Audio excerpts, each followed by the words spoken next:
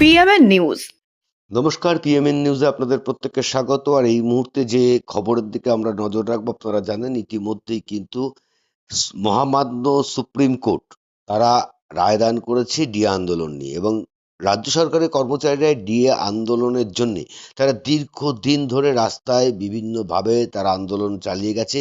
কখনো বা আমরা দেখিয়েছি আপনাদের যে পুলিশের ধরপাকড়, কখনো কিন্তু তাদের থানার কোর্টেও যেতে হয়েছে।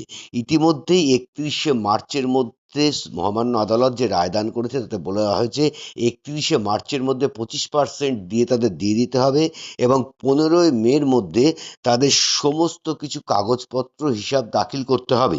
এবং 2009 থেকে 2019 সাল পর্যন্ত যে বকেয়া ছিল, ডিএতে যে বকেয়া ছিল সেটা হচ্ছে 41.871 কোটি টাকা।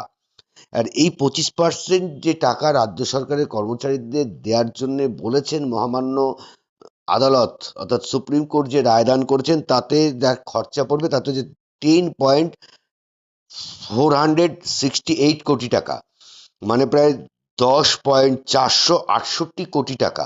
এই টাকাটা কিন্তু ইতিমধ্যেই তাদের দেওয়ার কথা মহামান্য সুপ্রিম কোর্ট বলে দিয়েছে। এখন দেখার বিষয়, এই রায়দানের সঙ্গে সঙ্গে কিন্তু বিভিন্ন রাজনৈতিক মতামত তারা প্রকাশ করেছে। বিভিন্ন রাজনৈতিক দল তাদের মতামত প্রকাশ করেছে, এবং ইতিমধ্যেই ডিএ আন্দোলনকারীদের মধ্যে মিষ্টি বিতরণ হচ্ছে, এবং তারা আমাদের সংবাদ মাধ্যমের সামনে ঠিক কি বললেন চলুন দেখে নিই। দেখতে থাকুন, সঙ্গে থাকুন পিএমএন নিউজ বাংলায়। ডিএ মামলার রায়দান। সুপ্রিম কোর্ট নির্দেশ দিয়েছে রাজ্য সরকারের কর্মচারীদের বকেয়া 25% দিয়ে দিতে হবে রাজ্য সরকারকে। 31শে মার্চের মধ্যে 25% বকেয়া দিয়ে দিতে হবে। 15ই মের মধ্যে রাজ্য সরকারকে রিপোর্ট কোর্টে জমা দিতে হবে।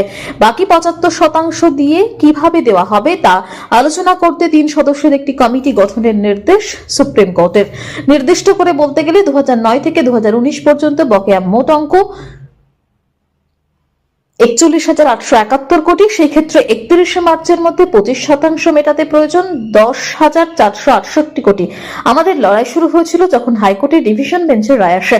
আজকে যে রায় এসেছে সবাইকে শুভেচ্ছা জানাচ্ছি। এটা আজ প্রমাণ হলো কর্মচারীদের যে লড়াই ও অধিকার তা নষ্ট করতে পারেনি। আমরা রাজ্যের বিরোধী দলনেতাকে ধন্যবাদ জানাচ্ছি, তিনি যেভাবে আমাদের পাশে দাঁড়িয়েছে। আমরা ধন্যবাদ জানাই বিকাশ রঞ্জন ভট্টাচার্যকে, তিনি বিনা বেতনে লড়াই করেছে।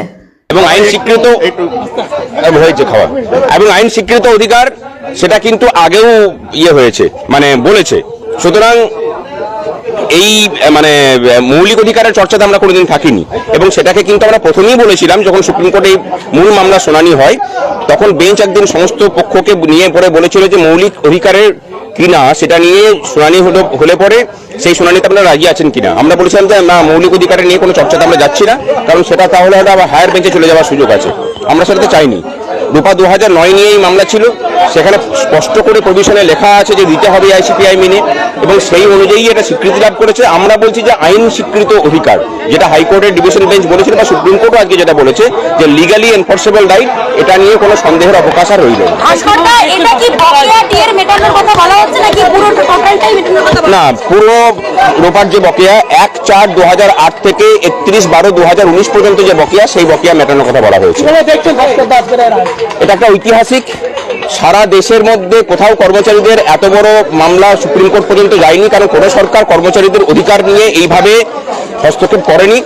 সুপ্রিম কোর্ট যেভাবে এই রায়টাকে দিল, এটা গোটা দেশের ক্ষেত্রে একটা উদাহরণ হয়ে থাকলো। 4 জনের কমিটি ঘোষণার কথা বলা হয়েছে, এই বিষয়টাকে কিভাবে দেখছেন? দেখুন, আশা করছি যে সেই কমিটিরও রিপোর্ট আমাদের দেবে, এবং সেই কমিটির সাথে আমরাও যাতে বসতে পারি তার আবেদনও করবো আমরা মামলাকারী সংগঠন হিসাবে, এবং আমরা আমাদের তথ্য তুলে ধরবো যে সরকারের আর্থিক স্বাস্থ্য মোটেই খারাপ নয়, বরং দেওয়া যায়।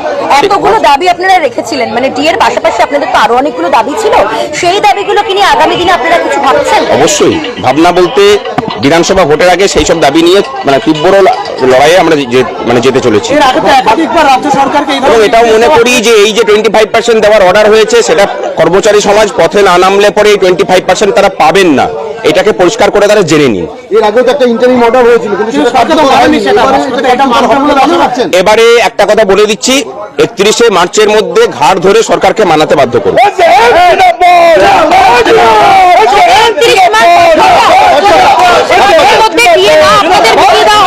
যে কথা সুপ্রিম কোর্ট বলেছে, যে নির্দেশ দিয়েছে, তাহলে আপনারা কোন দিকে যাবেন? আপনারা কি আবারও আন্দোলনের পথে রাস্তায় নামবেন? এই রাজ্যে মানে সুপ্রিম কোর্টের কোন রায়টাকে মানা হবে আর কোন রায়টাকে মানা হবে না সেটা কিন্তু যে রায়টার ক্ষেত্রে মমতা ব্যানার্জির সুবিধা হয় সেটা মানেন, যেটার ক্ষেত্রে অসুবিধা হয় সেটা মানেন না। মানে এই ট্র্যাডিশনটা উনি চালিয়ে যাচ্ছেন। তা এই ক্ষেত্রে অসুবিধা হবে আমরা খুব ভালো করেই জানি, এবং এই রায় মানার জন্য কোনো রকম কোনো তদবির তিনি করবেন না বা মানে সদিচ্ছা দেখাবেন না, সেটুকু বিষয়ে নিশ্চিত। সেই সদিচ্ছা আনার জন্য এবার আমরা কর্মচারী সমাজকে আবেদন জানাচ্ছি যে পথে নামুন সকলে মিলে। সমস্ত কর্মচারী সমাজ এবং পেনশনারদের পথে নামতে অনুরোধ। সুপ্রিম কোর্টের এই রায়কে স্বাগত জানাচ্ছি। রাজ্য সরকার দীর্ঘদিন ধরে সরকারি কর্মচারীদের সঙ্গে, পেনশনভোগীদের সঙ্গে প্রতারণা করেছে এবং এখনো প্রতারণা চালিয়ে যাচ্ছে। কারণ এই সরকারটা খেলা মেলা উৎসবের সরকার, দান খয়রাতির সরকার, দেউলিয়ার সরকার। এই মুহূর্তে পশ্চিমবঙ্গে তৃণমূল সরকার বলে কিছু নেই। যেটা আছে সেটা লিভিং ফসিল, জীবন্ত জীবাশ্ম।